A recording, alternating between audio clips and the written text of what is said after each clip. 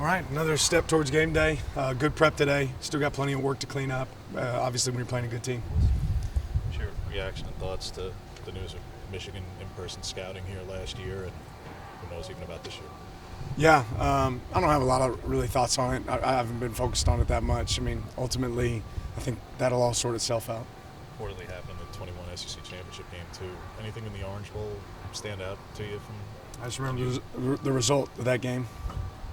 support and helmet communication going forward? Yeah. How would it help defensively and offensively for all this stuff? I mean, I haven't been in the NFL, so I can't speak to how that works necessarily. I'm sure that would help from a signal standpoint.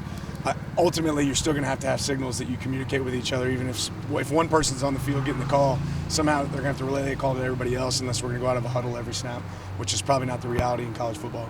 So part of this why you guys don't do walkthroughs at road stadiums just because of integrity and stuff, and why coaches are just paranoid by nature, Dan, because of situations like this? I think everybody's always aware of when they're traveling on the road, where they go, and what they do. I think it's your job to make sure that you protect your team. Last week on Monday and Tuesday, we talked about the intensity levels of practice being up. What do they look like through this week?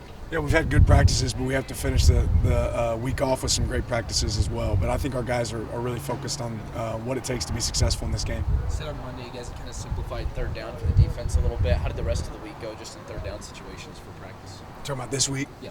I have to go watch the film. Today was our third down day, so I think we did some stuff well, but we'll have to go see what it looks like. So all year you can focus on getting better on the road and finishing on the road. I think you've seen steps towards that direction this week. We'll find out this weekend, right? I don't know that you ever know until the bullets start to fly. So at times we played really well on the road. At times we could have certainly played better. I still don't think we played a complete game there, so this will be one that is required. The fire drill today, I think that was the first time we as media saw that. Is that something that's a common occurrence during practices? Yeah, it is. I mean, you want to try to create game-like situations, so that happens, pretty frequently for us. What did last year's game, and just amid a chaotic week of Bo being out, and what did winning that one that way and him running on the very last play after being so limited, what did that mean to you as a coach? It was a big win. I mean, it's a big win. It's a tough game. I think we had a resilient team. That game, takeaways really showed up. You saw how close the game was there at the end. Us getting the ball out, that really mattered. Us protecting the ball really mattered for us in that game. Are there any similarities between prepping for Stanford with their two quarterbacks as Utah? Yeah, some, but they're definitely different teams. This team certainly has an identity. They're playing at a really, really high level. I think it's going to require great execution against these guys. They do a lot of things really, really well. Do you think the run game has been so explosive between the 40s? I mean, you guys were really good at it last year, but now it's like it's off the charts.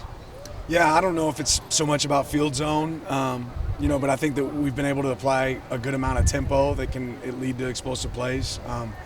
But I don't know that it's really so much about where we're at on the field as much as how we've executed and us getting, we've had some good in-game adjustments to adjust for our run game this year. I think that's been really good from our coaching staff, and our players have done a good job of executing that. Thoughts on the tight end room as a whole, Dan, but particularly Terrence, but go back to the spring and the room had lost a couple of bodies, and it was a little uncertainty as to how deep it was, and now you're going out there with a true 14 personnel set last week. Just what have you seen from the group on the season, and Terrence in particular? Yeah, we have a great group of tight ends that executed at a high level. They, like I said before, they're a really selfless group, and that shows up on the field. But when they get an opportunity to block, they block hard. Right? You saw several moments like that this past week. Terrence has been really consistent through his play, and he's gotten better and better every single year. I think that's still showing up for him. What do you make of the job that Nico's done splitting time outside and inside for you guys? And just how difficult is it to do that for a guy first year in the program? Yeah, we ask a lot of players to play multiple positions and fit where they're needed. And when Nico's been in, he's done a good job of competing at a really high level. What makes him kind of uniquely equipped from a physical standpoint to do that? Yeah, I think his cover skills. I mean, he does a good job of being able to be on top of people, getting his hands on people. He's more physical at the line than people realize, and he just does a good job in and out of breaks. Why is Taishima a good matchup for those slot receivers, those tight ends in particular? We've seen him matched up with guys where he's given up almost a foot in some cases, and still matches up quite well. What is it about him that makes him a good matchup? He's a physical player. I mean, I think he's also, allows us to have the ability to fit him in the run game as well, where he can fit in runs. But he gets his hands on people, right? And it's a lot harder to run routes when somebody has their hands on you. He does a good job of that. All right, thanks, Coach. Appreciate it.